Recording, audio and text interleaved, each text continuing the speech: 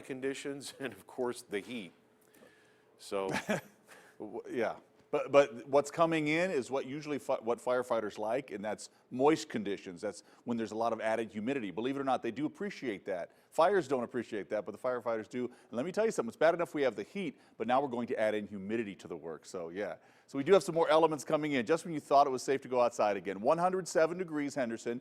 Now this number doesn't look like a big number, but when we're talking 107, remember this is relative humidity, relative to the temperature. So 7% is not desert dry when you're talking 107. You're talking 87, that's not bad. It probably feels really nice outside at that point. But 107 is a big number there to see this kind of humidity still. And this is actually a little cooler than yesterday. North Las Vegas, 3 degrees cooler, if you will. I know it doesn't feel cool. Than yesterday, 105 right there, wind staying calm.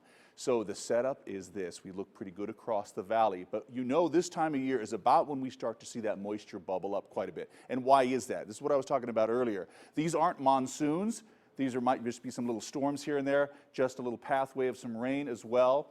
The monsoon simply is a seasonal wind shift. We get most of our wind from the southwest. When it starts to come up from the southeast, that's when we get all the moisture. The drier wind southwest, we get that a good portion of the year.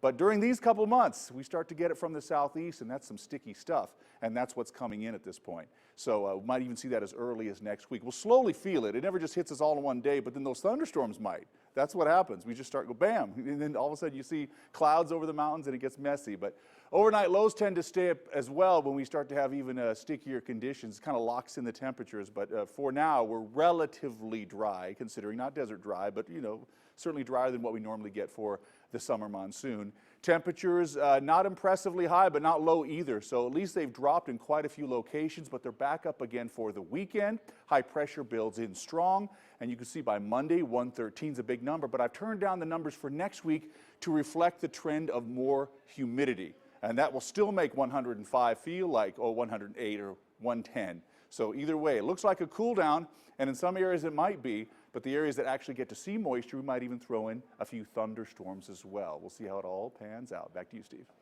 Thank you, Brian.